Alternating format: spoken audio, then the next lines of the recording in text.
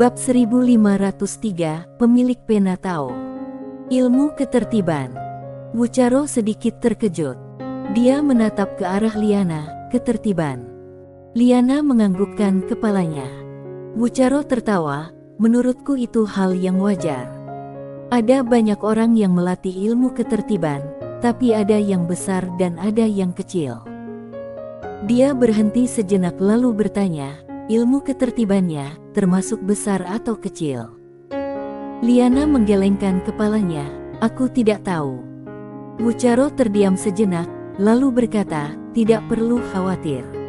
Dia membantuku dan aku membantunya, sudahlah cukup. Liana menganggukkan kepalanya dan tidak berkata apa-apa lagi, tetapi matanya berkedip dan tidak diketahui apa yang sedang dipikirkannya. Keesokan harinya, pagi hari, Sander keluar dari kamarnya dan menatap ke langit. Saat ini langit barulah terang. Pelayanmu sudah menunggu di pintu. Melihat Sander, butler memberi hormat dan berkata, Tuan Ye, 15 menit lagi harus kumpul di depan. Sander menganggukkan kepalanya, oke. Pelayanmu berbalik badan dan berjalan pergi. Sander mendesah pelan. Dia menyadari masih belum mampu memadukan waktu dan ruang hampa dengan ilmu pedang. Alasan paling mendasar adalah dia tidak dapat mengendalikan waktu dan ruang hampa. Jika memiliki pedang Kingsuan, dia dapat dengan mudah menggabungkan keduanya, karena keistimewaan dari pedang Kingsuan mencegahnya terpengaruh oleh waktu dan ruang apapun. Sayangnya, dia tidak bisa menggunakan pedang Kingsuan sekarang. Oleh karena itu, dia hanya dapat melakukannya dengan pelan-pelan. Ketika tiba di luar pintu, sekelompok gubernur sudah menunggu di sana, termasuk Hana. Setelah menunggu beberapa saat, Wucharo keluar dari aula. Semua orang bergegas memberi hormat. Wucharo melirik Sander dan berkata sambil tersenyum, ayo pergi. Usai berkata, semua orang terbang ke udara dan menghilang di ujung jalan dalam sekejap mata. Sesaat kemudian, semua orang tiba di istana kaisar. Ketika mereka masih berjarak puluhan mil dari pusat kaisar, semua orang berhenti dan mulai berjalan untuk menunjukkan rasa hormat kepada raja. Istana kaisar tidak terlalu besar, sebaliknya, agak kecil, tetapi memancarkan semacam keagungan yang membuat orang merasa kagum. Saat Wucharo dan yang lainnya mendekati gerbang istana kaisar, seorang lelaki tua berseragam istana muncul di depan mereka.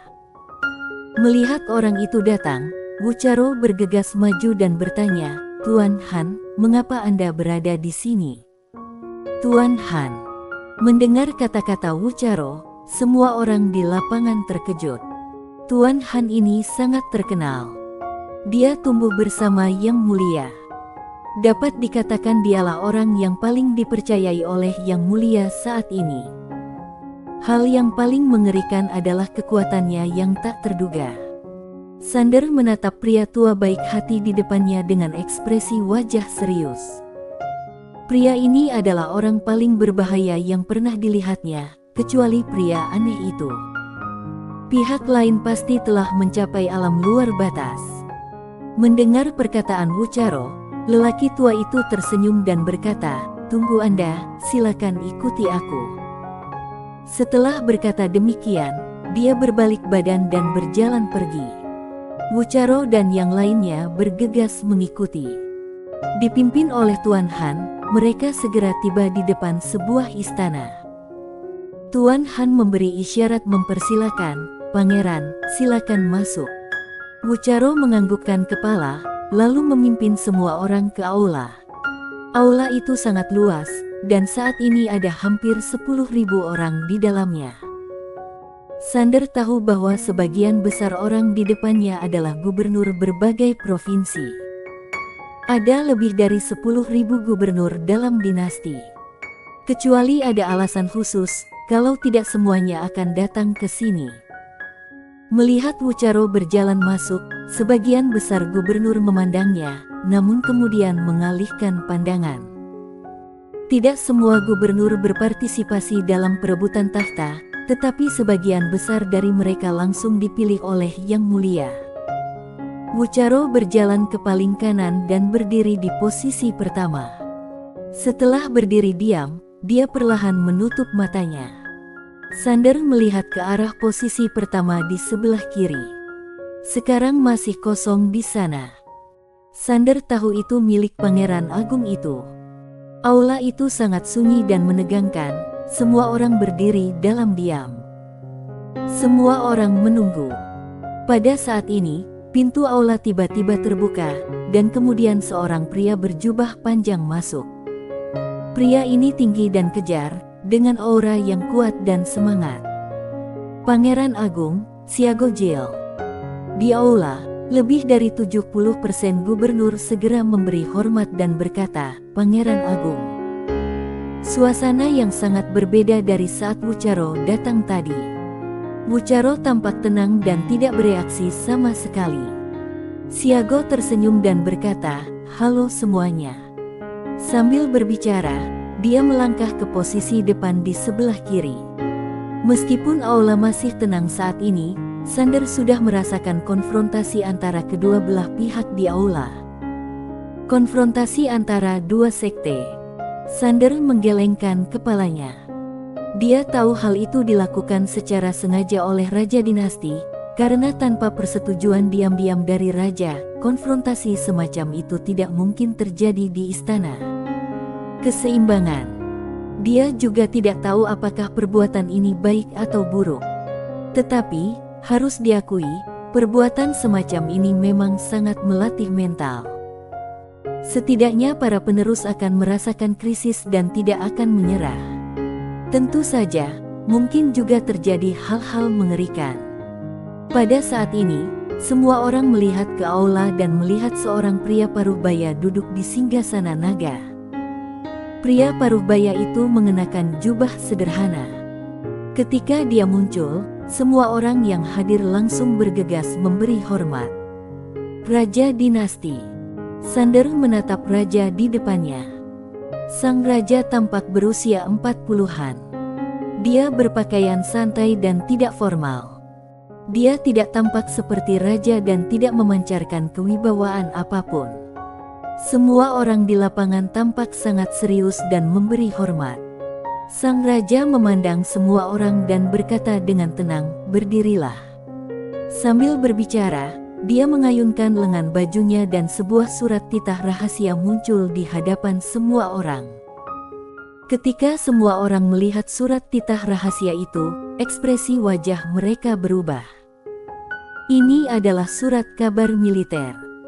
Di medan perang bintang Kaisar, pihak dinasti telah kehilangan 3 master alam luar batas dan lebih dari 3.000 master alam pemecah kehampaan. Sekarang pihak dinasti dalam posisi yang kurang menguntungkan. Mereka sedang meminta bala bantuan. Pada saat ini, sang raja mengeluarkan 2 surat lagi. Dia menatap semua orang dan berkata, "Ini adalah surat yang diserahkan oleh Pangeran ke-9 dan Pangeran Besar tadi malam. Apakah kalian ingin tahu apa isinya?" Semua orang memandang sang raja. Lalu dia tersenyum dan berkata, "Aku sangat senang." Sambil berbicara, dia merentangkan kedua telapak tangannya, dan 2 surat itu melayang di atas semua orang, dan semua orang dapat melihat isi kedua surat itu. Semua orang terkejut saat melihatnya. Kedua pangeran itu bersedia untuk pergi bertarung. Permintaan untuk memimpin pasukan untuk mendukung medan perang bintang Kaisar. Pangeran Besar melirik suratnya Wucharo, lalu menatap Wucharo sambil tersenyum, dan tidak berkata apa-apa. Wucharo tampak tenang. Pada saat ini, sang raja melirik Pangeran Besar dan Pangeran ke-9, "Aku sangat senang." Mereka berdua memberi hormat. Sang raja menambahkan, "Dalam pertempuran antara dinasti dan keluarga Tian, kita harus menang, tidak boleh kalah. Kali ini, aku telah memutuskan untuk memimpin pasukan secara langsung." Sang raja memimpin pasukan secara langsung. Usai perkataan ini, semua orang yang hadir langsung terkejut. Pangeran besar dan pangeran ke-9 juga terkejut. Sang raja berkata, "Jangan kaget. Pada titik ini, tidak peduli dinasti atau keluarga Tian, tidak ada yang boleh kalah. Karena kita tidak boleh kalah, kita akan mengerahkan seluruh kekuatan kita." 10 hari kemudian, semua prajurit teratas dinasti akan bergegas ke medan perang bintang kaisar. Pertarungan negara yang mengeluarkan seluruh kekuatan. Sander juga sedikit terkejut mendengar semua ini, dan ekspresi wajahnya langsung masam. Oh sial. Jika dinasti kalah dalam pertempuran, maka rencana pembukaan akademi akan hancur total. Malah berdiri sendiri lagi. Benar-benar sulit. Dia tidak punya akar di tempat ini, dan terlalu sulit baginya untuk memulai yang baru. Pada saat ini, sang raja tiba-tiba berkata, "Aku telah menyewa seorang penasehat nasional, mari kita sama-sama menjumpainya." Begitu dia selesai berbicara, seorang pria berjubah Tao tiba-tiba berjalan keluar dari samping. Ketika dia melihat laki-laki berjubah Tao, ekspresi wajah Sander langsung menjadi masam. Pemilik pena Tao. Oh sial. Bagaimana bajingan ini bisa menjadi penasehat nasional? Ketika pemilik pena Tao keluar, tatapan matanya langsung tertuju pada Sander dan dia tersenyum. Sander berkata, Semua orang bingung. Apakah dua orang ini saling kenal? Lalu, apa arti "si" ini? Ekspresi wajah pemilik pena Tao tiba-tiba berubah masam. Dia tentu saja mengerti apa yang dimaksud Sander. Bajingan ini menjadi semakin tidak beradab. Sang raja melirik Sander, lalu berkata, "Mulai sekarang, dia adalah penasehat nasional. Berjumpa dengannya sama seperti berjumpa langsung denganku." Mendengar itu semua orang langsung memberi hormat. Bahkan pangeran besar dan pangeran ke-9 juga memberi hormat. Namun Sander hanya berdiri diam tak bergerak. Pemilik pena Tao menatap Sander dengan tatapan menantang, "Aku akan mengalahkanmu hari ini." Tatapan mata sang raja kembali tertuju pada Sander. Sander dengan tenang berkata, "Yang mulia, hamba tidak memiliki jabatan resmi, hamba hanya rakyat biasa, jadi tidak perlu memberi hormat kepadanya." Mendengar kata-kata Sander, semua orang terkejut. Orang ini begitu beraninya berbicara kepada yang mulia seperti ini. Hana juga terkejut. Dia tahu Sander sangat pemberani, tetapi tidak menyangka akan seberani itu. Apakah orang ini benar-benar tidak takut pada apapun? Wucharo juga sedikit terkejut. Sang raja menatap Sander tanpa berkata apa-apa, tetapi semua orang di lapangan merasakan tekanan yang tak terlihat. Betapa mengerikannya ketika sang raja sedang marah. Sander pasti akan mati karena menantang keagungan kaisar. Sander tersenyum dan berkata, "Yang mulia, jujur saja, aku kenal penasehat nasional ini. Kami pernah mengalami kejadian yang tidak menyenangkan sebelumnya. Jadi, bukan berarti aku ingin menyinggung yang mulia, tapi aku punya dendam pribadi terhadapnya. Dendam ini hampir seperti dendam atas pembunuhan ayahku." Dendam atas pembunuhan ayahku. Pemilik pena Tao sedikit kaget.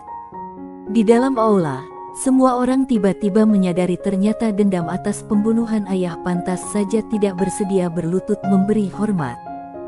Bang Raja memandang Sander dan bertanya, "Kamu kenal dengan penasehat nasional?" Sander menganggukkan kepalanya, "Ya, kita berasal dari tempat yang sama." Tentu saja, dendam adalah dendam. Sekarang dia dan aku sama-sama bekerja untuk dinasti. Seberapa bencinya aku padanya, aku akan melepaskan kebencian pribadiku. Sekarang kita harus bekerja sama untuk melawan keluarga Tian. Pandangan yang jauh. Mendengar kata-kata Sander, semua orang langsung merasa hormat padanya. Pria muda ini memiliki pandangan yang luas. Mendengar perkataan Sander, sang raja meliriknya dan menganggukkan kepalanya. Bagus sekali kamu berpikir seperti itu, tapi mulai sekarang, kamu harus menunjukkan rasa hormat saat bertemu dengan penasehat nasional, dan kamu tidak boleh melewati batas. Sander tersenyum dan berkata, tentu saja. Sambil berbicara, dia membungkukkan badannya sedikit, dan saat dia menundukkan kepalanya, tatapan matanya menjadi tajam sesaat, hanya saja menghilang dengan cepat. Bersambung.